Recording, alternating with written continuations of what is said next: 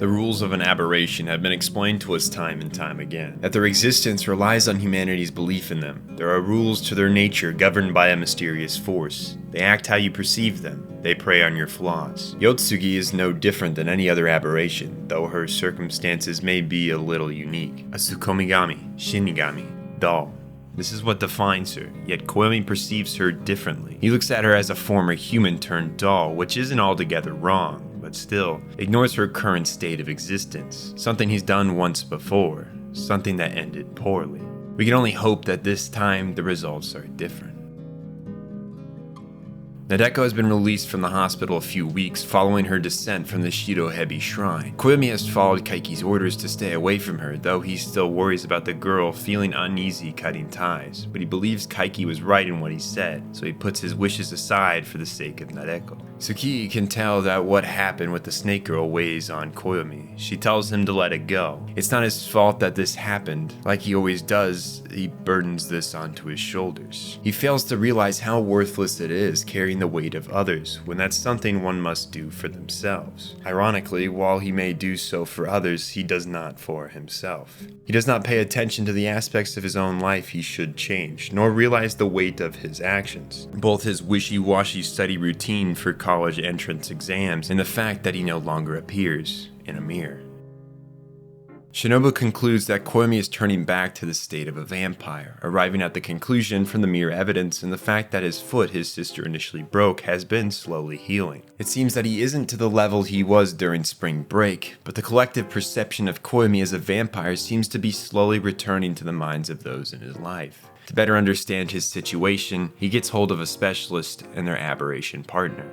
Over the past year, Koyomi has time and time again relied on his stance as a quasi-vampire to solve issues with aberrations. From Hanekawa's cat issues, Kanbaru's devil hand, Kaden's bee, the fight with Kage Nui, the list goes on, but none of these instances involved his abilities as much as Nadeko's. For months straight, Koyomi would visit the shrine, and at each visit he would be killed. Time and time again, he would use his healing ability as a vampire to visit the girl that desired his death. Piled on top of all his other adventures, Koyomi has slowly tipped more towards the existence of a vampire and less of a human. His soul is leaning more and more towards a vampire, and the only way to stop the process from continuing is for him to stop using such power anymore. This issue he is running into is precisely why specialists use mediations to deal with aberrations, like for instance, Kagenoi and Yotsugi. There is no reversing this damage, and if he's not careful, he himself will become a full aberration, and Kagenoi will exterminate him, deeming him a threat to humans if this continues. Koyomi promises he won't use the powers anymore, a promise he makes to them, but not to himself. He's not sure he can follow through if someone he loves finds himself in a life or death scenario. If his abilities will save their life, he will use the powers in an instant, noting that what matters to him is right in front of his eyes, not the consequences to his actions. Kagenoi is aware that he'd probably break this promise when push comes to shove, but regardless, there's nothing they can say or do to change his ways. She takes note that Taratsuru, a former acquaintance of hers, would not be so kind to Koyomi. He had saw oddities as beautiful creatures, but also recognized the need to exterminate him. She believed he would kill Koyomi for simply existing.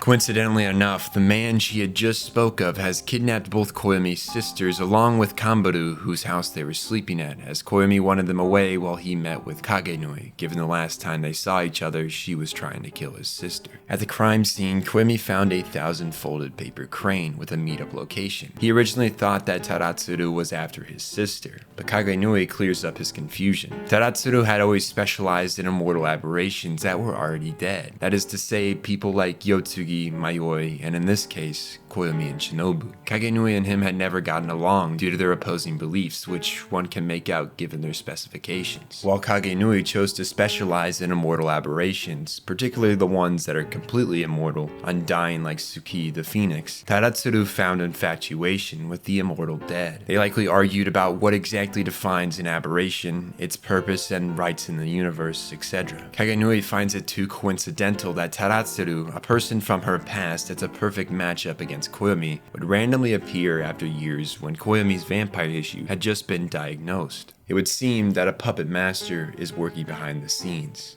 Koyomi, on the other hand, believes this is reparations for his actions, once again burdening the situation on his own two shoulders, whether it calls for it or not. Kagenui doesn't believe in such an idea, which is where their ideas conflict. One believes he is responsible for the crumbling of his world, the issues that have appeared, which in an odd way he is. The other believes that another force is working against Koyomi to force him to change. His current state of self is full of self-blame and misplaced self-worth. She lets him borrow Yotsugi to confront Tadatsuru.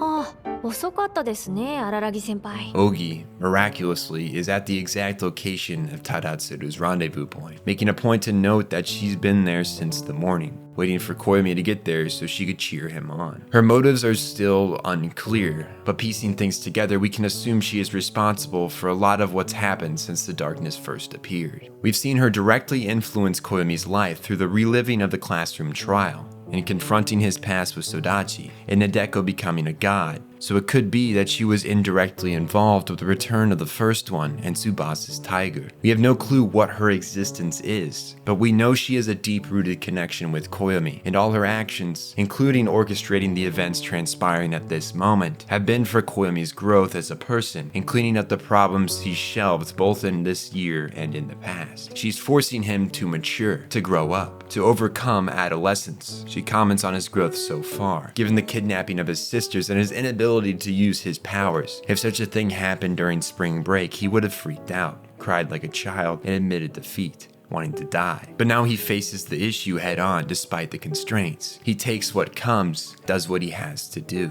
It's an improvement, but that maturity came at a price of sacrifice, loss, and hurt. While Ougi seems to think of these things as vital for growth and good things to happen, Koyomi notes he does not see them in such a light. The growth he had isn't worth the loss of others. He acts as if he had some control over the sacrifices he's witnessed, which is where his maturity stops. What he has witnessed are things that happen every day in life, and he must stop believing that he directly caused such events. He is forced to mature. He can't stop this process, just as he can't stop the loss and pain he faces. These things come at you, whether Ougi was there to make it happen or not. How Koyomi deals with these issues will make or break his character, which is why Ougi uncovered his past for him to make peace with.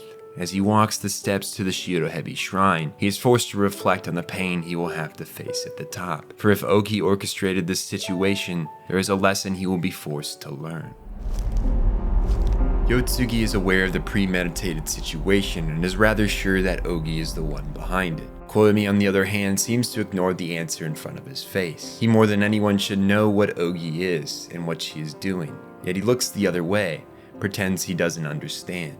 Why? I have yet to understand why Koyomi is so afraid of the truth, but maybe that is something he will share with us at a later date. With a motive that likely lies in deterring Koyomi from using his powers, Yotsugi tells Koyomi he should give her up to Tadatsuru, who has a special interest in the doll, having been part of the college occult club with Oshino, Kaiki, Gaien, and Kagenoi, the creators of Yotsugi. Kagenoi and him argued over who should get the doll as a companion, Yotsugi choosing Kagenoi over him, causing discord which resulted in Tadatsuru leaving the group. Given his track record when it comes to sacrifice on his behalf in somber situations, Koyomi's instinct in this situation is to flip Yotsugi's skirt. There really isn't much to his actions besides to break the air and pull away the discussion from Yotsugi's sacrifice. It's childish, believing that there's a way out that ends with everyone happy, and so childish is his reaction to someone telling him there will be sacrifice. Koyomi's idea is to stroll up and distract Tadatsuru while Yotsugi gets the girls out, but this plan has flaws and ignores the safety of Koyomi, a common theme in all his ideas, the sacrifice of himself in place of others. そこで何かを学ばない限り、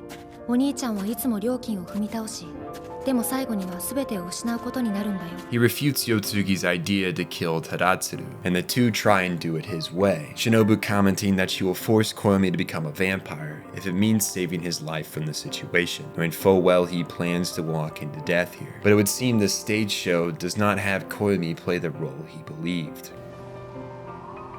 The way Kagenoi makes Tadatsuru sound is that he desired to kill Koyomi on the spot, but it would seem her personal opinions have clouded her judgment of the man. The first thing he wonders is why he's here. Koyomi is confused. It should be obvious, but it's not. Why should he want to exterminate Koyomi, a human, even given his new leaning towards a vampire? Tadatsuru still sees Koyomi as a human because he still holds humanity and the values that come with it. It's clear to Tadatsuru that he's been casted in the role of the perfect matchup to Koyomi, as are Kagenoi and Yotsugi a perfect casting for Koyomi's support group, but he has no real interest in playing along with this game. He tells Koyomi to seek out Oshino, who he believes will be able to mediate this odd stagecraft they have all been placed in, but it would seem Oshino does not want to be found. It might be that he wants Koyomi to sort his issue out for himself. People save themselves, and Koyomi must learn that both for himself and others. Tadatsuru leaves Koyomi with one last piece of advice: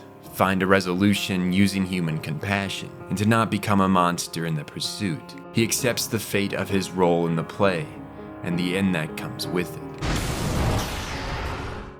Koyomi doesn't understand what's happening or why, yet at the same time he does. Yotsugi's words to him following the murder make it clear. こうならないでね、お兄ちゃん。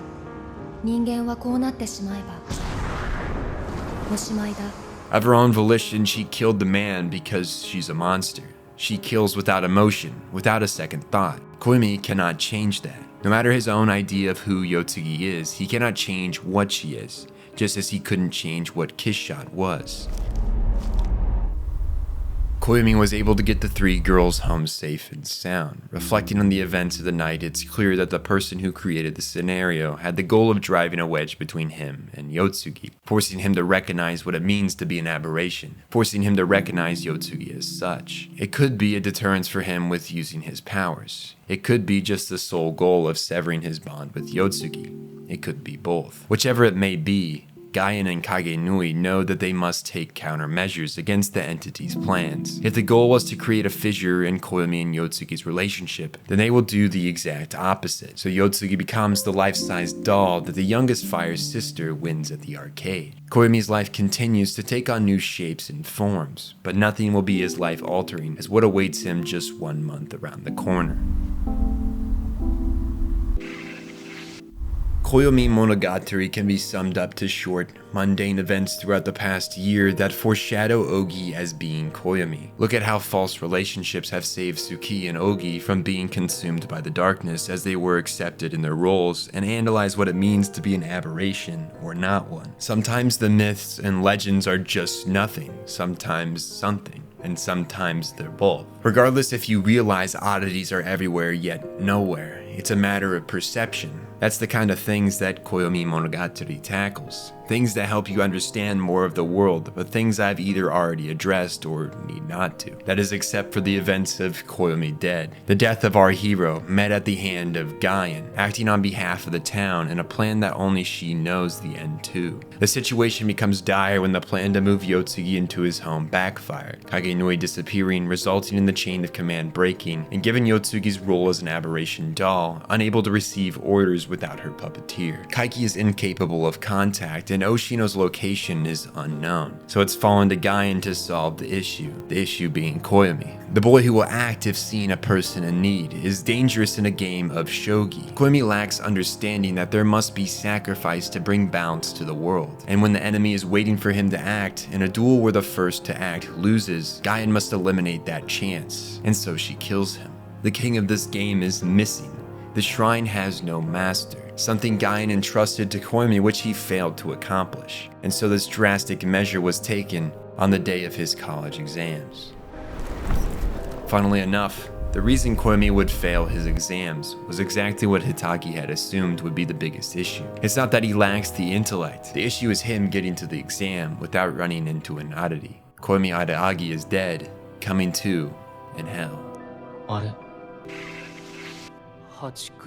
There isn't much to say about where Koyomi finds himself. He's been sent to the lowest layer of hell known as Avici, a place where you're burned alive for quite some time while you wait to be reincarnated. Mayoi notes the reason he was sent so low was due to saving a demon, which makes a little sense. She, on the other hand, contrary to Koyomi's belief she went to heaven, was sent to the top layer where she would stack rocks for eternity, her sin dying before her parents. Now that one is dumb as shit. The reason she has found herself currently at the bottom with her old friend is because she was sent to bring him to the top layer by someone. This someone a Hell resident that told her of Gaien's plan, which was to kill Koyomi followed by resurrecting him. He thinks this idea of killing then resurrecting doesn't have a rationale, but then realizes that what she's doing is trying to sever him from his vampirism, using the Kokoro Watari, almost like a reset on his existence. He, with Mayoi, climbed the layers of hell as he's faced with visions of his decisions.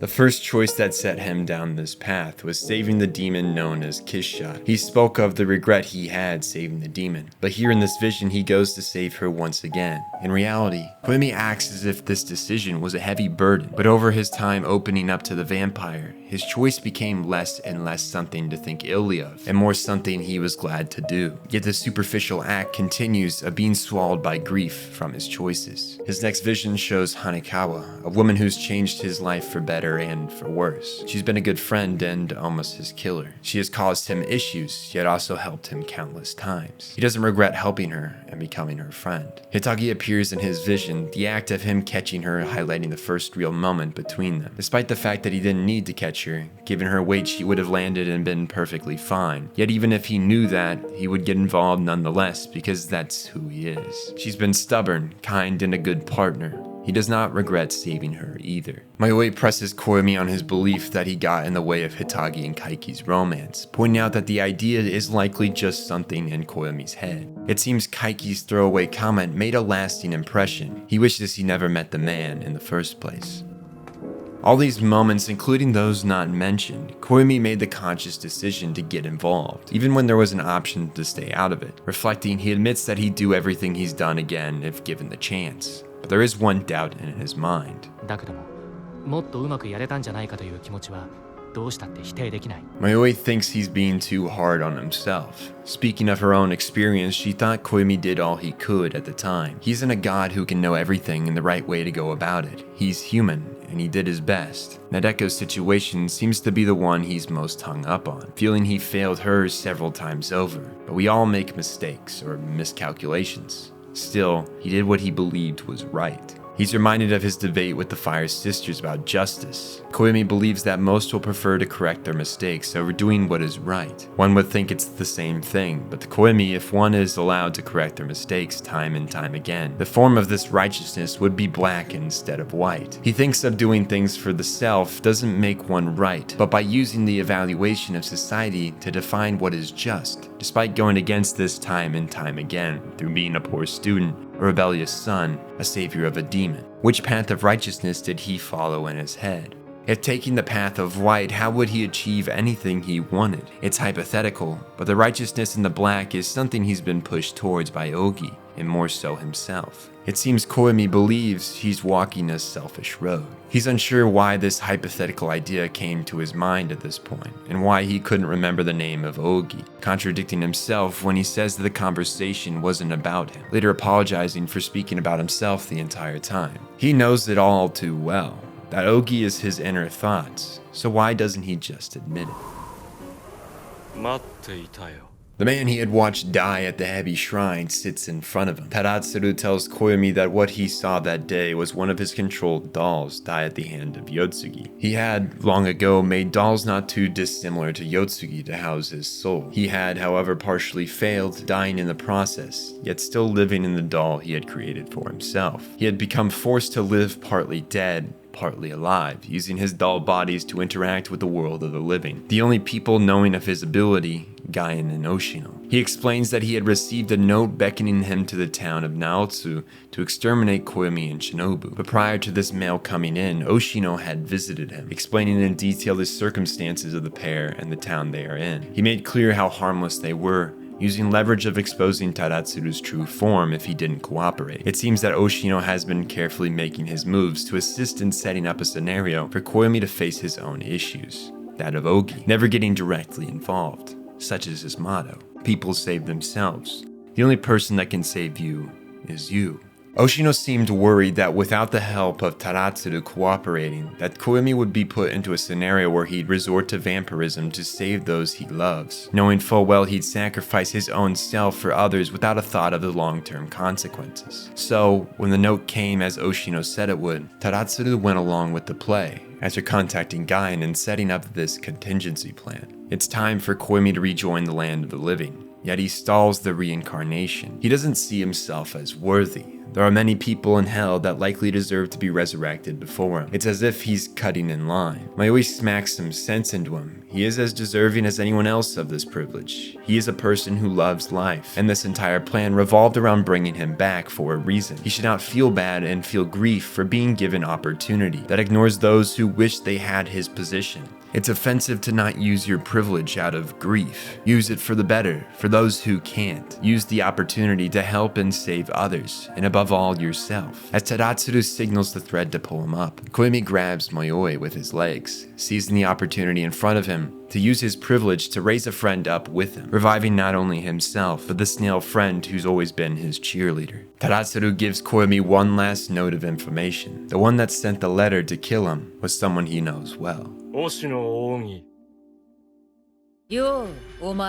It would seem the sever was successful. Shinobu is now once more kiss shot. Koyomi is now fully human. The reset button was hit, and Gain used Yume Watari to resurrect Koyomi from the dead. The first one's sword that brings back oddities. In this case, a human, thanks to Taratsu's interference in hell. With him, Mayoi has been resurrected as well, and given the way he went about bringing her back, she is currently not a target for the darkness. She is, for a time, just an adult in the body of a 10-year-old. Such is the decree of Monogatari lollies, each physically questionable, yet mentally unquestionable. With his resurrection complete, Gain tells Koyomi he can still make it to his exams. She'll make the final preparations for the battle against the enemy, against the entity that Koyomi has created. The lull before the storm. Before Gain's battle against the unknown begins, Koyomi spends White Day with Hitagi. Yotsugi is still mulling about Koyomi's home, under orders to oversee him until Kagenui reappears, still missing. Oshino's whereabouts are still unknown, while Gain, Mayoi, and Kishshot plan their offensive. The future is uncertain, so Koyomi keeps his eyes on what lies in front of him, as he always has. Hitagi had obtained a driver's license while Koyomi had been studying for his exams. She had been worried that Koyomi would never be able to due to his vampirism, but it seems she was all worried for nothing, her devotion shining through in this action. While they drive to the planetarium, the first stop on their date, Hitagi informs Koyomi Hanekawa was able to deduce Oshino's location to two possibilities, though Hitagi can't remember what they were. She, for the most part, doesn't care. So Koyomi sits there in the dark of where his mentor could be at such a high-tension time. The subject changes to Hitagi's love for the stars and universe, how she describes galaxies as vast yet unbalanced, stars clumping together as if they get lonely like humans, speaking on her character. She's loyal, very loyal, and is so in an attempt to outsource her own affection. She carries a lot under that monotone, sarcastic exterior. We saw it with her growing friendship with Hanekawa, her care for her kohai Kanbaru, and of course in her relationship with Koyomi. Despite the impression she gives off, she is the opposite of cold and apathetic. She tells Koyomi of her ambition to create a more refined map of the universe while she studies in college. Speaking of the current map of the galaxy, that resembles a hand fan, which shares a familiar name, Ougi. Koyomi dreams of Ougi, or more to say, Ougi invades Koyomi's dreams. The words she shares with Koyomi here come off as subtle, persuasive threats, telling Koyomi he should not get involved with Kishshot, Mayoi, and Gain's plans. He's no longer a vampire, and may not be something she needs to worry about. She jumps over Koyomi's questioning of if she had tried to exterminate him, posing a question of her own. What does Koyomi think it means to do the right thing? For Koyomi, who has always tried to do the right thing in every scenario, his actions have left mistakes. The righteous acts he's done, cancelled by the negatives that came with it, rebalancing the world to zero. Ougi contrasts this with the lives of the Fire Sisters and Kage Nui. Both seek to serve justice by correcting mistakes and injustice that tailors to their view of right. Koyomi had saw this method as ignoring the bigger picture, but by doing so, the girls are able to avoid the problems Koyomi runs into. They serve the desires of their self through this justice. They have no regrets in doing what they see as right. Yet Koyomi sees a black and white road of justice. He doubts his self-determined justice and always looks at the other side of the street, not just his own. So what is it that Koyomi defines as right? What is it that makes him doubt what he's done so far, which in some ways he believed to be righteous and other ways self-serving? Ougi tells him to reflect as he already knows the answer. She herself serves justice by correcting mistakes, namely the ones created by Koyomi, calling herself the laws of the universe, but making clear to him she is not the darkness, one of Koyomi's hypotheticals of her existence. She references the idea of living as two halves, severed, both alive, immortal in a crude way, the shape of the universe, and Ougi, a way to interpret their relationship. The conversation diverges into immortality and the cost of such a power. The price Gain will pay for Koyomi's revival has yet to be delivered, but given the retribution bestowed upon those involved in the creation of Yotsugi, the revival of a human, we can only guess what awaits her. Kage Nui and Taratsuru had been cursed to never touch the ground. Kaiki and Oshino's retribution uncertain. Maybe Meimei was forced to be a nomad. Maybe Kaiki is forced to forsake human connection. We have really no way of knowing yet. Koyomi is left to reflect on the principles of right, of mortality and loyalty as he's forced to wake up. Their date continues, their days spent enjoying each other's company, trying their best to not think of what may happen tomorrow. Hitagi seems to believe that Gain's enemy is Koyomi in some way, which isn't off the mark by any means. They continue to their final stop of the day, where Hitagi coaxes Koyomi to begin calling her by her first name, no honorifics. He does, and their bond deepens. In a last-ditch effort, Ougi tries to coax Koyomi to her side, that there's something she must do, something she must achieve or die trying, even if it means falling into Gain's trap. She can't run away from what is practically her destiny. Due to her limited odds of success, she takes a radical course of action. 私を助けてください。 The true birthplace of the issues known as Ougi dates back to 400 years ago. Kishot landing at Naotsu, emptying the lake during her landing, caused the current deity of the time to lose its purpose, Kishot uprooting him, but she herself could not fill the god's role. The village merged its spirituality with a neighboring tribe, adopting the Shirohebi snake deity we knew as Kuchinawa. Yada yada, flash forward to the first one's ashes gathering at the shrine, which led to the collapse of the deity of the snake, as did Kishot's arrival once more, the town of Naotsu losing its god again, the oddity energy no longer having a buffer. The first one would use this bad energy at the shrine to re-obtain form, but that's not all that he did. In the skirmish with Kambaru and Koyomi, the first one drained the power from the hand of the Rainy Devil, an entity that bears resemblance to the entity known as Ougi. The Rainy Devil, a product of Toei Gain self-discipline, which took form. This absorption is the first point in the story we see an amalgamation of oddities take form. The energy the first one is housing possibly branching off into form, which was followed by Shinobu eating him, who is connected to a certain someone and key to understanding what went wrong and when, Koyomi Araragi, the creator of Oshino Ougi. There are three major events that led to his unconscious creation of the entity. The first, the incident in August involving the darkness, an object whose purpose is to simply correct mistakes. The second, the absorption of the power of the Rainy Devil's hand, and in turn Toei's all too similar mistake. And finally, Koyomi's own desire to criticize himself. He created an entity with the sole purpose to punish himself for going against what he assumed was the righteous path. He never outright defines what the right is, but he believes that anything that is remotely positive for him couldn't be right. He believes such a thing would be self-indulgent. He had helped Kishot out of sympathy for her situation and wanted punishment for his actions. Saving a suffering demon's life couldn't remotely be seen as right by the universe's standards. He became friends with Hanekawa, but believed himself unworthy as he couldn't reciprocate her feelings and led to her suffering. He had turned down the same woman who changed his worldview. Surely that wasn't right.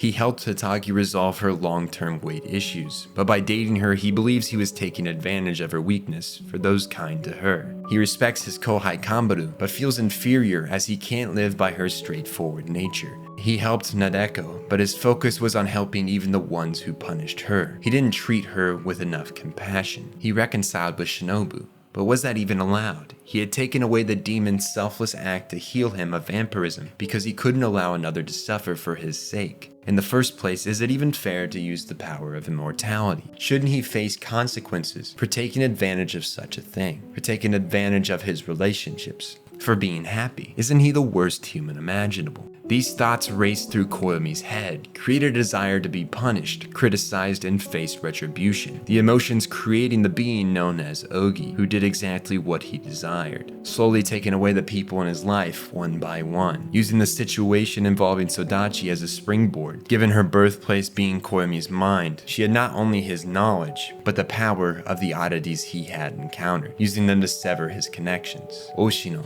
Kaiki, Kagenoi. She cut off his specialist support, using aberrations like the slug and snail. She became the judgment he wanted, the consequences for his actions. The only way to stop her from sucking everything out of his life is for him to confront her and expose her for what she really is. Him. If he exposes her lie, the foreshadowing she placed to make him assume she is the darkness, the lie that she is Oshino's niece, the darkness will be forced to act. Aberrations must follow the rules of their creation, and Ougi has tried to be something she is not. Gaian sends Koyomi to confront her, knowing where she'll be thanks to her predictable nature. Ougi must do as she was created, which is to take away those within his life, and punish him for choosing what he believed to be the wrong thing to do, but the right thing for himself. After having a heart-to-heart with Nadeko, Suki runs into Ougi riding by. She's offered a ride. The conversation she had with Nadeko carries over into this one, Ougi analyzing Suki's tendency to be drawn to those who have goals as to make up for her own lack of such. Her future is wide and unpredictable because she's capable of so much, but this makes her indecisive and inactive. She relies on the desires of others for purpose, such as the case with the Fire Sisters, helping Nadeko with her manga, believing in her brother's sense of right. She's dependent on the ones around her for meaning, yet at the same time she needs no meaning of her own. It makes her hard to deal with from Ougi's shoes, a being that just wishes to enjoy the present moment, simply live to the next day, and on to the next. How do you convince them of their true role as a monster, as an immortal phoenix who, like all aberrations, is incapable of living on their own accord? The phoenix duty to simply continue living. Yet, Suki thrives and is happy with this role, so she doesn't question it, nor Ougi's continued attempts to expose her true nature, which would in turn take Suki away from Koyomi, as an aberration that lives a lie will meet the punishment of the darkness. But her work is interrupted at the crammed school she takes Suki to. Ougi-chan, 待ちかねたぜ. Ougi sends Suki home on her bike. There is something she must discuss with her brother. She comments that her attempts to expose Suki were in vain. She was seemingly immune to her leading, and even if she was successful, she has a brother who continues to love her all the same, even when knowing her identity. She's acknowledged as a sister, and the darkness cannot correct something that is true. It's not that Ougi's proud of what she's doing, taking apart Koyomi's life, but it's what he made her to do. Somewhere deep in Koyomi is an inkling of doubt on if it's the right thing to let his phoenix sister live as a normal human being. Ougi begs for her life, reminding him she had asked Koyomi to side with her, but it seems he had not made her to be charming, but imposing. Even as she begs for him to reconsider what he's about to do, she criticizes his decisions that led him to this point, makes him doubt his relationships, his compliance to Gaian's plans. Her existence is somewhat sad to watch, as if behind the cold eyes is a being asking for mercy, but the words that come out aren't able to convey the message. She accepts her fate as Koyomi exposes her lie. 君の正体は僕だ.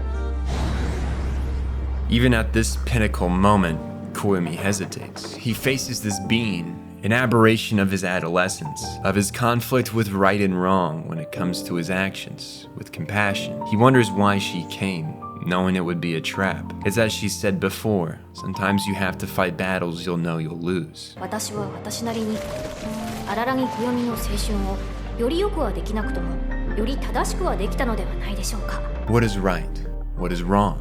Can you really cut them apart? With Sodachi, it seems Koyomi won that battle. Ougi was unable to worsen their relationship and actually allowed it to heal by bringing them together. With Nadeko, it was clear Koyomi was the problem. His insistence on being in her life, of suffering on her behalf, actually held her back from growing as a person and exposed the faults in Koyomi's actions. Ougi won that battle. As for the thing with Taratsuru, we'll have to see it as a draw. Neither got to act. Taratsuru and Gaian taking the battle of morals off script. At the end though, given that the universe's acting judge, the darkness, has appeared to punish Ougi, it seems Koyomi was the one who was right in the end. He always had been. Ougi was the ugly duck he created that allowed him to realize that what he's done in life isn't wrong. The spectrum known as justice is something we decide for ourselves. Ougi bids him a goodbye. He looks torn as he parts with his adolescence, letting it die. Is that the objective right thing to do? Maybe. But is that what he believes to be right?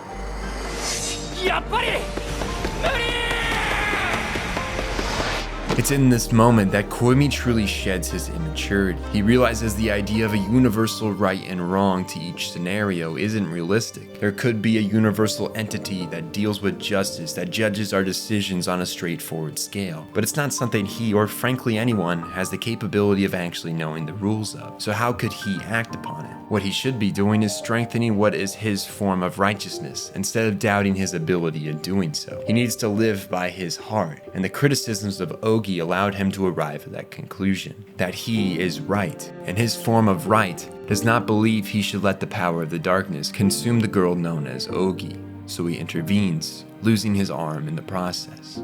Ougi is left in shock, thinking him to be an idiot. He isn't an immortal vampire any longer, yet he's still sacrificing himself for others. He corrects her. What he's really doing here is saving himself, both literal and figurative. By saving her, he is staying true to who he is, and not letting his sense of right die along with Ougi. Koyomi, for the first time, does not doubt his action, and firmly believes in them to be just. Ougi is touched, the two prepared to die.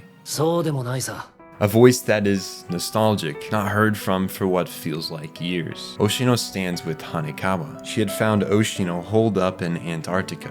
Her willpower to find and retrieve him a statement to why Ougi felt so threatened by her during the Sodachi incident. She knew Tsubasa could best her. Oshino acknowledges Ougi as his niece. This simple act, making Ougi Oshino's existence a fact, no longer a fabrication. The darkness has no place, correcting something that is no longer a mistake.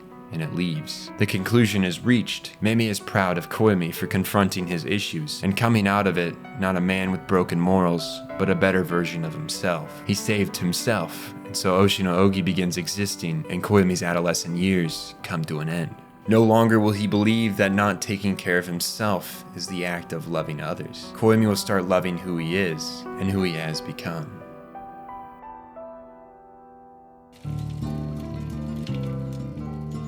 Mayoi was given the duty of the acting god in the Shirohebi shrine by Gaian. This way, the darkness would not come after her given her new aberration role. She's happy she can see Koyomi once again.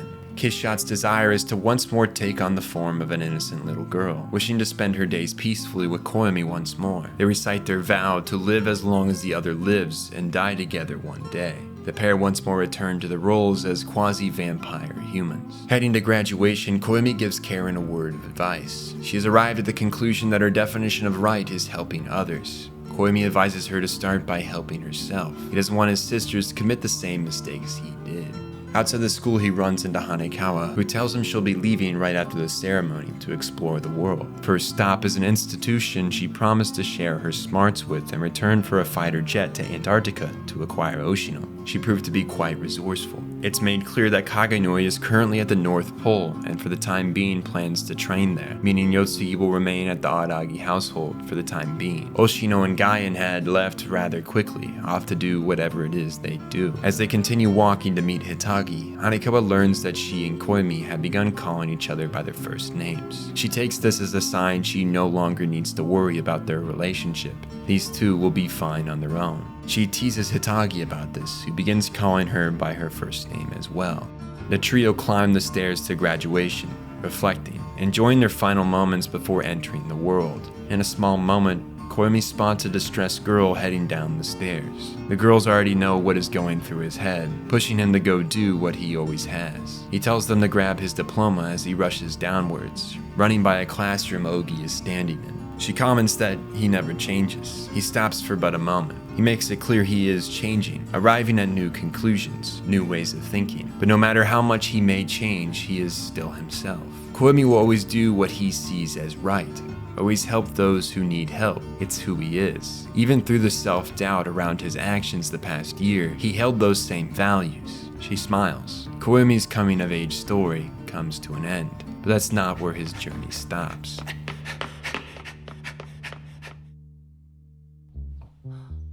High school is over. Koyomi's title as a student is revoked, and he's found himself stuck in limbo. He hasn't yet received a pass or fail on his college entrance exams, so for this time, he does not know what lies next for him. For the first time in his life, Koyomi is titleless. And when you find yourself in this kind of situation, you tend to reflect inward on the choices that got you to this point of your life.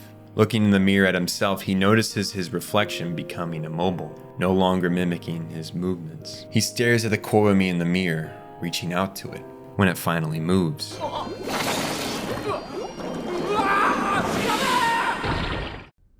The first difference Koyomi encounters is his sister, who has shrunk significantly, no longer the large tomboy obsessed with combat sports. This Karen loves shopping. Tsuki, on the other hand, seems unchanged.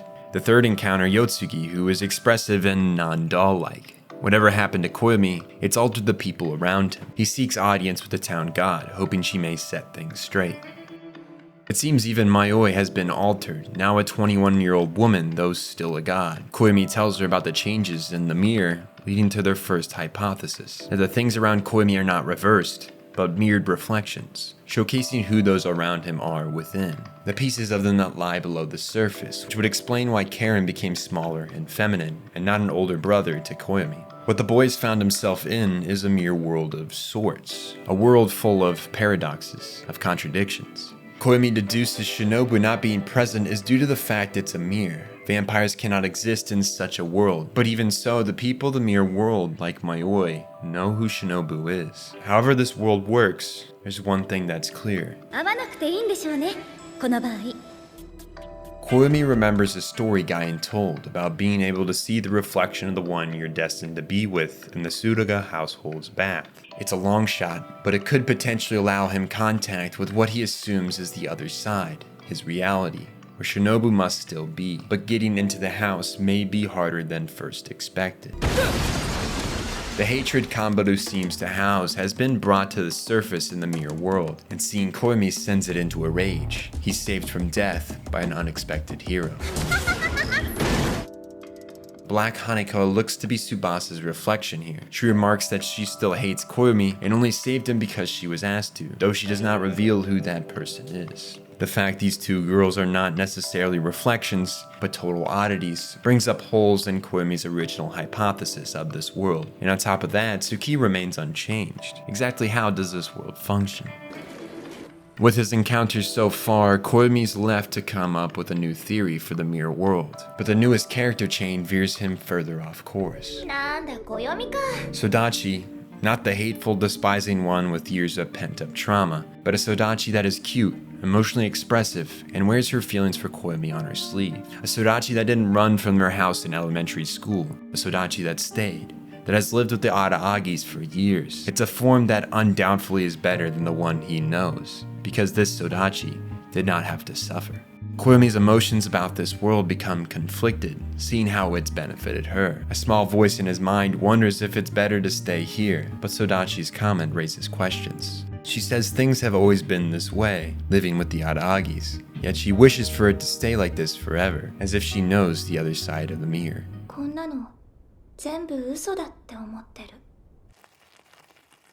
He's a little shaken, and the situation seems more dire than originally thought. He's worried that an oddity is the cause for this mirror world, and more so what may happen if he stays here for too long. No matter how he might feel seeing his childhood friend happy, he has to solve this mystery. Luckily, Nadeko can fix that. Her strong attitude has come to the surface, but with that is also her status as a serpent god, which helps us formulate a new theory. It isn't that mirrors reverse left to right, but show the other side of people. A reflection is the other side of a person's image. This is why Suki remains unchanged. She does not have another side. She's 100% herself, 100% of the time. This also backs why Hanako and Kanbaru and Hideko have their oddity side showing. It's one of their hidden masks. This seems like the right theory, yet still is lacking something, as if not the full picture, as if missing a piece of knowledge, that of understanding. Why did these alter egos surface? What is their reasoning for coming forward? And more importantly, if this is the mirror world as Koyomi believes, then where is the mirrored Koyomi? In his reality, or still here? Could it be Ougi? That would be the most logical assumption with what we know currently, but she's already a part of his reality. There's not a possibility that she could be from here. There's much more to understand about what he's found himself trapped in. Sodachi's life in this mirror world brings both happiness and pain. Seeing what could have been and what is here makes not only us want things to stay mirrored, but delays Koyomi's actions, as if he's trying to take in the what-ifs this world is showing him. But at the end of the day, he knows he can't stay here. Sodachi explains to Koyomi that mirrors only show about 80% of one's reflection. The other 20% of light is lost in the glass, meaning that even when looking into a mirror, we can only see a blurred vision of ourselves, both physically and mentally. These altered versions of the people in his life seem to be more than just reflections of who they are. Our theory begins to unravel once again. Yotsugi seems different, or in a better sense normal. She now acts as the unexpressive, doll-like Yotsugi we know, saying that after Koyomi acted weird this morning, she had been reflecting on herself and arrived at a conclusion that something was off. Not necessarily with her, but with him. She altered her persona to something that she felt would be more normal to this Koyomi, so that she could help him solve his issue. Their first lead, the kiss shot of this world. It seems vampires can exist in a mirror, or more to say, the humanity of a vampire can exist in a mirror. Kiss Shot tells Koyomi that he must find a way to return to his world, as his presence in this one is slowly disrupting the balance. Yotsugi already affected by this, and her changing persona. Others are sure to be affected as well. His disruption of the world that puts worry in Kiss Shot leads him to have an urge to kill himself, holding himself back from ripping his own throat out. This feeling is strange, and he continues to fight it. He concludes that while he thought he was the victim of this issue, in reality, he's the problem. The mirror world, the one truly in danger. He was foolish to not follow Oshino's advice and look within himself to find the root of the problem. This mirror world is his doing, not an oddity. He must remember that. Kiss Shot tells him to seek Kanbaru's bath out. He was on the right path, though she is not sure he'll necessarily find what he looks for there. Koyomi's feeling of overwhelming guilt for putting this world, and more importantly Kiss Shot, in danger surpasses his limits. He attempts to take his own life. Yotsugi removes him from Kiss Shot's castle. The reflection of Kiss Shot is such a glorious princess that a mere human feels an overwhelming feeling of superiority from her, leading them to want to kill themselves, unworthy of having an audience with her. Before he had been forced to leave to avoid killing himself, Kiss Shot told him to seek aid from another against the guardian of the bath. That other is none other than Yotsugi, who will distract the monkey so he can enter the bathhouse. Sodachi, while still cheerful on the surface, seems to be slowly succumbing to Koyomi's altered presence, leading to the dread of reality seeping back into her mind. He's worried about her, but even more worrisome, as Suki washes his face, he sees a change in his reflection, a smile, leading him to wonder what exactly is happening to him. While the face change is somewhat important, for now the two of them dismiss the reflection alteration and focus on the goal of the bath. They are uncertain of its success, but it's the best plan they have. Yotsugi brings up the option of Koyomi altering himself to fit the world's mold of him, but there are holes in this idea. Koyomi is tempted by Sodachi's character in this world, but he has to put that aside. He left too many things in his own reality to live out what remains of his existence here. It wouldn't be right. The devil comes. Nothing, absolutely nothing is reflected in this bath, leading to a dead end. It seems they'll have to go back to square one when a new face enters the bathhouse, Guy and Toei. Through deduction, Koyomi's expressions and actions, Toei is able to grasp his situation fairly clearly the more time that passes. Within 10 minutes, she not only understands that Koyomi is in her mirrored reality, but also the reason characters are mirrored the way they are, the fact that she is actually dead, and even how to fix this issue of Koyomi's. While Koyomi may know he's in a mirrored world, he lacks understanding of it. That's his issue. Until he understands why he created this world, he won't be able to solve his issue. No one can fix this for him. Just as he had to do with Ougi, this is something he must solve himself. She offers to wash his back, Koyomi a little off-put by this. They had only just met, but that really isn't the case. 私の左手がお前に合っているだろう Toei tells Koyomi of her own inward reflection, the Rainy Devil, an entity made to punish herself by herself, not too dissimilar to Koyomi's own mirror, Ougi. She, however, had killed her mirror and given the pod to her daughter in hopes that it may be useful when she too must face her mirror one day, as all with Gaian blood must. They are monster creators, whether they want that title or not. The remaining ligaments of the Rainy Devil were dispersed around the world, only dangerous if they were to come together. Given that the devil is part Toei, she'd rather be left to rest in pieces. She tells Koyomi to let Kanbaru know when he feels the time is right, that there is no reason to hold on to that paw. There was only ever one thing she wanted to make clear to Kanbaru when she gave it to her. 私のようにはなるな To her, the only path was to forsake her other side, the crybaby demon. But Koyomi proved a different path was available when faced with the same circumstance. At the end of the day, that demon in your closet is none other than yourself. それが闇であれ光であれお前の相棒であることに違いはない Partners in life, inseparable. A piece of you that you may find ugly, evil even. Koyomi embraced that, feeling it is as worthy as the part of him in the light. With that final message, Toei disappears, leaving him with a note inscribed on his back, "Now Tsuhai." Yotsugi refuses to go, leaving Koyomi on his own to the school. Something about what's there brings fear to her, and would to Koyomi if he knew what awaits him. He dons his school uniform, that of Ougi's, who he has come to believe is the mirror world version of himself. But it would seem there is a large misunderstanding. Or more to say, everything we've come to know about the mirror world is wrapped in many misunderstandings. What we know isn't inherently wrong, but it most definitely isn't right either. いや遅かったですね Ougi waits in the ghost classroom of Sodachi's trial. She confesses that she swapped their uniforms and did the reflection smile in an effort to increase Koyomi's sense of urgency, knowing that he was avoiding the reality of their situation, more interested in taking in this side of Sodachi than facing what he created this world for. He continues to act ignorant, questioning Ougi on what is happening, but she points out the obvious. 私は何も知りませんよあなたが知ってるんです Everything that Ougi says, Koyomi would already know.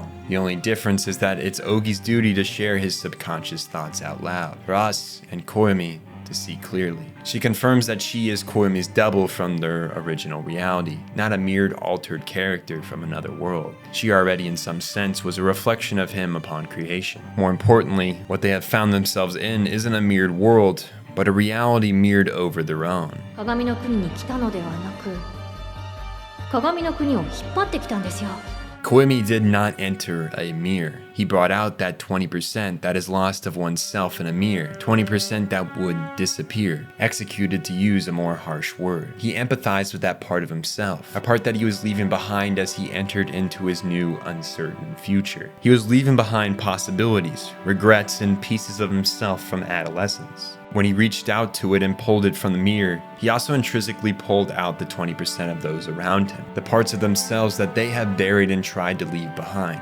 to forget about. Gaian's sister, Karen's femininity, Sodachi's desires, Shinobu and Yotsugi's humanity, Mayoi's aging, Hanekawa's departure and black self, Nadeko's angst, Kanbaru's hate. Koyomi saved those pieces and brought them to this world. He understands now what each person's reflection symbolizes, though he still doesn't understand why he did it. Why did he pull the 20% from the mirror?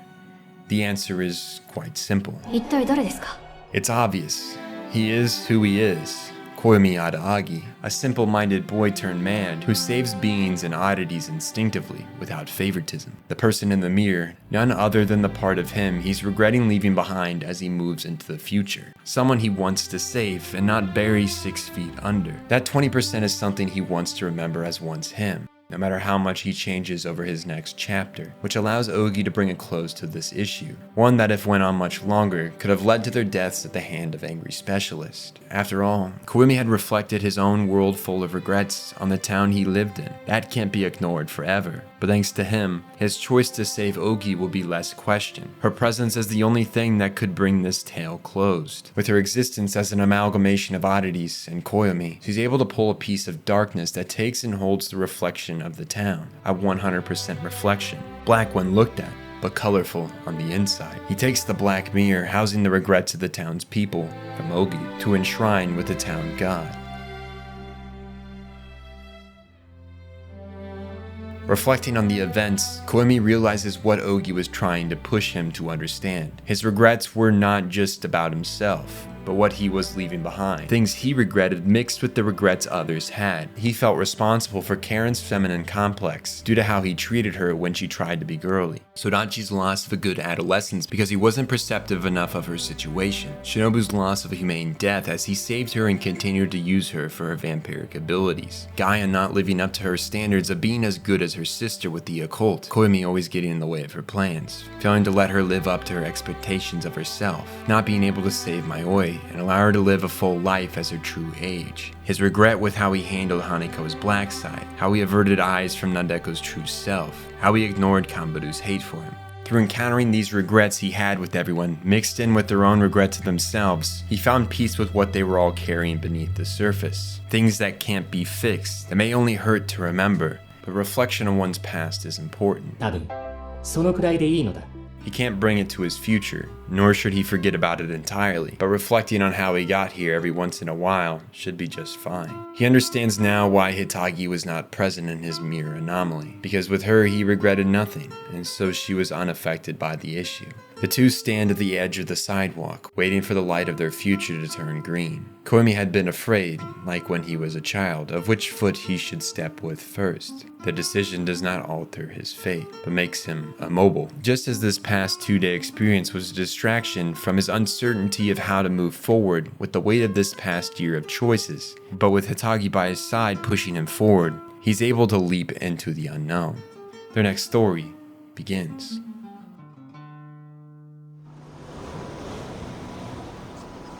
Kambaru reflects on her mother's tendency to speak of contradictions and how all of mankind is created of them, ideals both right and wrong, never absolute and never fact. The fact there's so many opinions in this world makes life a rather daunting task. Thrown at you left and right are the morals of family, friends, peers, and teachers, conflicting and contradicting idea found in each, that they are the ones who know the true way to live life, the real righteous. This leaves Kambaru in an interesting seat. The senpai she looked up to, Koyomi and Hitagi, have graduated, her new life beginning, one without them to guide her through what's thrown at her. Kambaru finds herself now driving the ship, and she's stuck in limbo, unsure which way she should steer it. Ougi is perceptive of Kambaru's internal battle, and possibly with the intent to push her towards facing it, makes her aware of a rumor, that of a devil that solves the worries of others, one that reminds Kambaru all too much of the brainy devil's acting principles. She tries to get more information out of a classmate, using Koyomi as an excuse for butting into the rumor, which causes the room of girls to light up in excitement at the name. This is odd. It seems Koyomi was popular, something he didn't speak of in his stories. I assume it was one of the things he didn't consider important, but Kambaru does not feel the same. Karen would provide Kambaru with the details to find the worry-ridden devil, leading her to a ghost of her past, a former arch-rival in basketball, Roka. She had gone off-grid following a broken leg in middle school, which led her to being dropped from a scholarship for high school, leading her to be jobless and a dropout, finally to becoming Devil Sama, the demon who rids people of worry. She collects people's misery as a hobby, something that makes her feel better about herself. Kambaru, without hearing a word more, acts out. What exactly is it about Roka that bothers Kambaru? It's the satisfaction Roka has playing the collector of misery. It's gross, a betrayal of the people who confide in her, her intent not to help them, but to use their worry to offset her own. At least that's how Kambaru sees it. Roka points out she doesn't do anything, literally. She just simply listens and tells them she understands their issues. They then believe she will fix them, and lo and behold, their issues usually solve themselves. 悩みなんてものは大抵の場合、時間が解決してくれるからに決まっているじゃないか。Running away from the problem enough will eventually solve itself with time. It's only people who immediately try to solve the problem that have it tough. If anything, really, she's unburdening others of their worries, bearing it for them for their own satisfaction. Is that really such a bad thing? Kanbaru becomes confused, her own sense of righteous weakened, not well understood. When faced with Roka's own ideals, she caves and wonders if what she's saying is right. And what she's doing, while not right, isn't by any means wrong either. It makes her reflect, if she had only endured her problem in elementary instead of trying to solve it immediately, then no one would have ever been hurt by the devil paw. She still thinks what Roka is doing is wrong, but it's not harming anyone. She feels that she has no business changing the situation, and goes home, confused and unsure. 悩むなんてのは時間の無駄だ。考える暇があるなら動け。Kanbaru remembers another one of her mother's teachings. It rattles in her brain along with Roka's ideals, but her reflection is interrupted by a change. Her hand is no longer a monkey's paw. What could have caused such a change? Why now? Oshino had told her it would eventually go away with time, but what exactly made that time now? Why was it so anticlimactic? She's cautious of the disappearance, but for now, she enjoys the freedom from the devil. Her bliss interrupted by some news. あれなんかいなくなったそうですよ。 Ougi once more sparks her journey. Asking her classmate once more about Roka leaves her with the information that she hasn't been heard from since middle school when the injury happened. No one knows where she's gone or how she is, yet Kanbaru saw her yesterday. More confusion around the mystery of Roka accumulates. She sees her friend out of town, where she runs into the familiar face of a dead man. The explanation behind why a supposed dead man has made his reappearance is easily understood by his own words of warning during the story he narrated. Don't trust all that he said, and so we won't. Therefore Kaiki, a man who never died, stands before Kanbaru, who runs only to lose the race to a con man. She does not know how, but regardless, she feels powerless, embarrassed, and frustrated.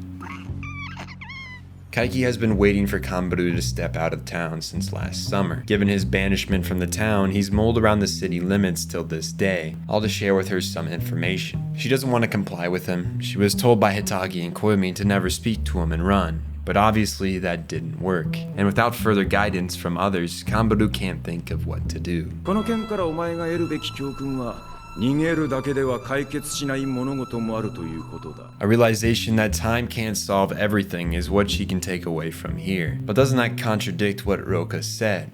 She's unsure, confused what she should believe, but she agrees to at least hear the man out. Not that she has much a choice.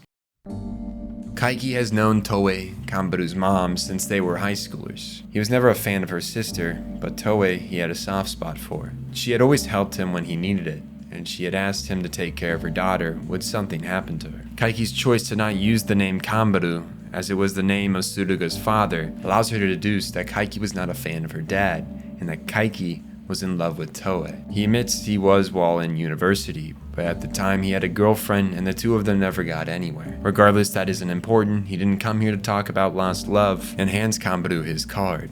As he promised her mother, he tells her to call him should she ever need help. She hesitates taking the card. She wants to hate the man, but she can't. He's done nothing to allow the feeling and everything to make her like him. It isn't a given the person you like will like you, just as the person you hate won't necessarily hate you. No human has the same personality when viewed from all angles. No human is the same personality at all times. He is not a good guy, but he isn't bad either. At least that's certain around her. She's at a loss. He shares the reason he brought her here. Someone will come to collect the monkey paw very soon. She should give it to him. It's better that way. Never use it.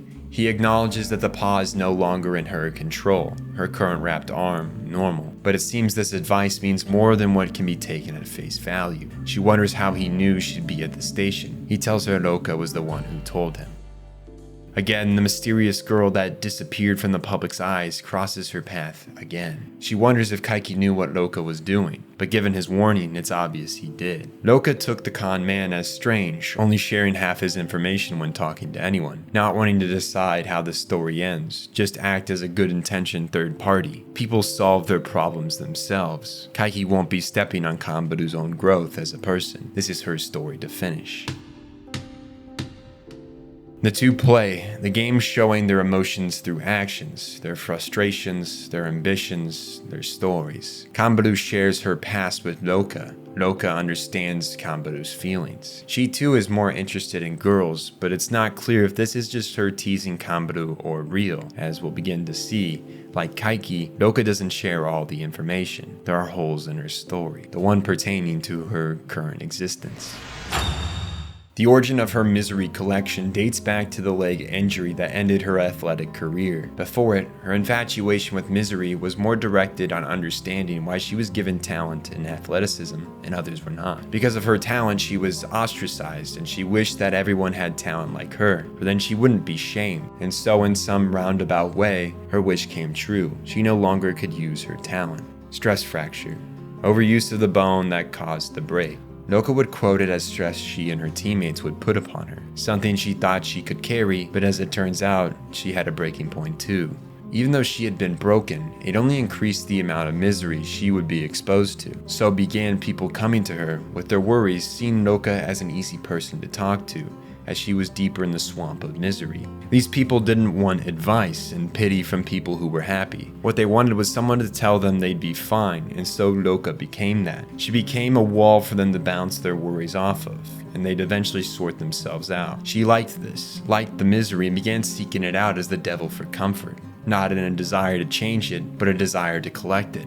Hold it close. But this isn't a healthy hobby that leads to a good mental state. Loka's story becomes darker. Her misery collecting begins to include the parts of the Rainy Devil after a run-in with the conman Kaiki. The two, having overlapping business practices, did not get along. They acknowledged each other's practices and decided to never run into each other again. Before leaving, he shared the theory of the supernatural existing with Loka, which sparked something within her.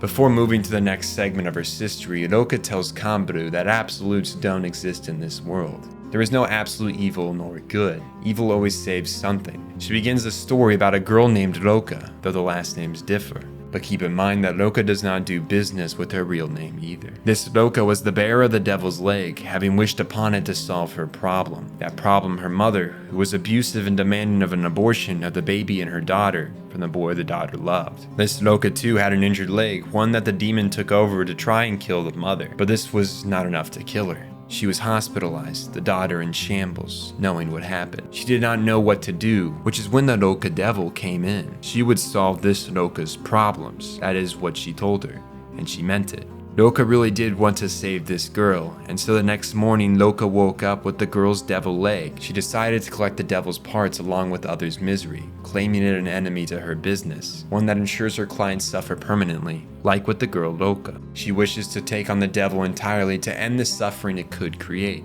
by suffering at the hand of the devil herself, which is precisely why she had took the hand that had cursed Kanbaru. Loka had left to continue her mission, telling Kanbaru to enjoy a life she couldn't, but Loka's story doesn't add up, and she can't stop thinking about it. There were holes in her story, her contact with Kaiki strange and not fully explained. Why would Kaiki just tell her of the devil parts without reason to do so? And two Lokas? That seems odd. But Kanbaru can't wrap her head around the girl or her story. And to add to the fire, a twist.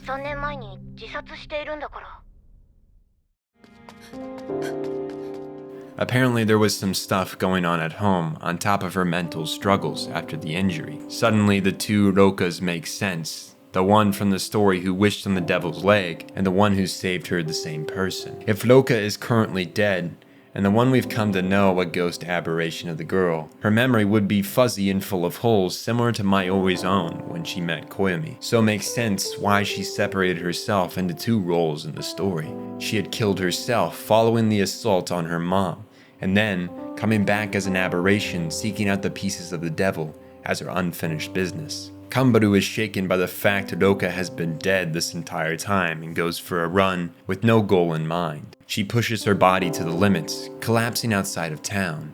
Her emotions drained, her head cloudy. A familiar face picks her up.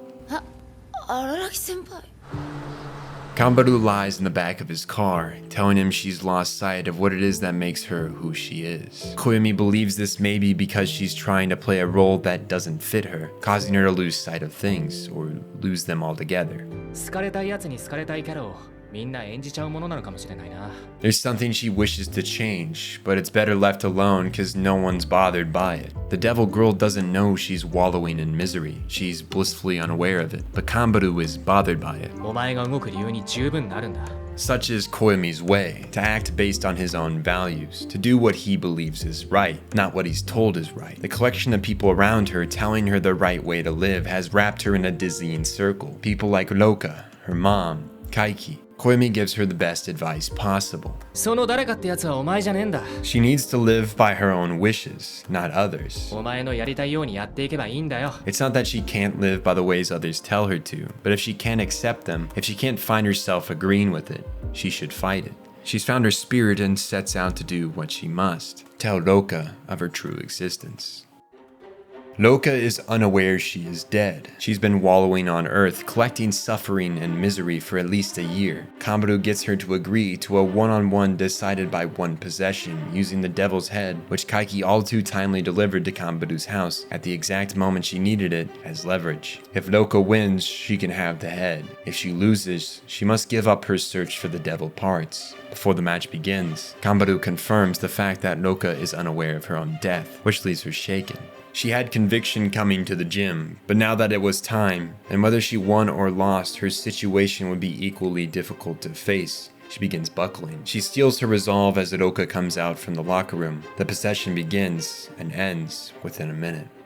The best thing to do is do something and not regret it. Kambaru has no regrets of what she did. She won, and the two lie there for a minute together. Roka admits she lost, and that she'll give up her search for the devil parts, which means her reason for existing as an aberration has been lost. Kambaru realizes, looking down on her rival, that she didn't hate the girl. She was really just envious of her conviction and ability to walk her own path. Sure of herself, not a slave to the words of others. Turning around again, she finds Roka is gone. Without as much as a goodbye, she disappears to what lies beyond the horizon, leaving behind her small collection of the Rainy Devil. She had passed with her unfinished business, being passed off to Kambaru, who has become the new successor to the role of Devil Hunter. She collects the parts and returns home.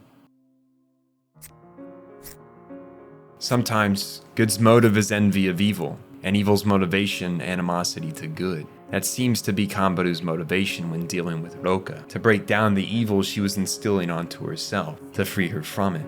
In their own ways, they burden devil parts as a penance for their actions. Kambaru's thought of the arm as payment for the thoughts of killing Koyomi. Roka turned her grief for desiring her mother's death into motivation for collecting the parts. The two were tied by that, but one of them released the other from their labor and freed herself from the burden that came with the duty as well. With Koyomi, she reflects on the ideas of wishes. Koyomi thinking it's best to know what you'd wish for, regardless if wishes come true or not. It helps one understand who they want to be or what they want to do. Without knowing your wishes, you can become lost and confused in life. Kambaru believes that was her mom's reasoning for leaving her the paw. It could be, but in the end, kids never know what it is their parents were thinking.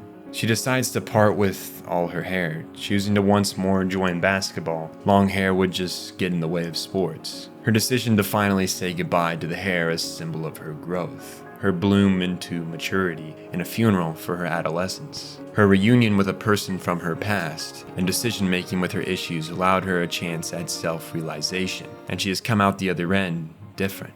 People will tell Kambaru she did the right thing with Roka. Others will say she did wrong. But what she did was neither. お前は青春をしたんだ。 To grow, that's all she did. There are no instructions to living life. We all do it in our own strange ways. We live by different values, different ideas of righteousness and evil. We conflict each other, contradict ourselves. There is no glorified justice to the world like we may see depicted in movies and realizing that is a mark of maturity. Doing things your way is the closest to a right in this world there is. Even when following your heart, you'll face regret, change of heart's pain, but all of that will shape who you are. Around the world, there are people who would tell you how to live your life, but the real answer has been within you this entire time. It's not an easy journey. It's much more comfortable to live as the person others want you to be. But are you really living by doing so? Or do you have one foot already in the grave? Hiding behind masks, living by others' principles, doubting oneself. Monogatari has tackled it all and more, all in the pursuit of sharing the idea that life's answers are within. Your worries, your mental hardships can only be dealt with by you. Sure, there's things outside your control, things that may happen to you randomly and unjustly. Life isn't fair. People die every day. But we can't ignore our own present. For now, at this moment, you are alive, here now, living life. So why not live it your way, by your values, without a doubt? Grow as a person, fuck up, learn from it, and grow again. Koyomi, Kanbaru, they all will continue this journey of growth until the day they die. Their journey does not end when the story concludes. The anime finishes, my analysis stops. Nothing really ends anyway. Koyomi's story not only continues in our minds, but on paper, and soon in animation. He, along with his sisters and Vampire Shadow, have all returned in the Off and Monsters season, and I'll walk down that road with you in Chapter 4 when the time comes. I've shared with you the series that changed my worldview, that made me realize that whatever may come my way in life and in death, that I have control in who I am now, and what I choose to live by, and what I choose to act by, and what I choose to stand by.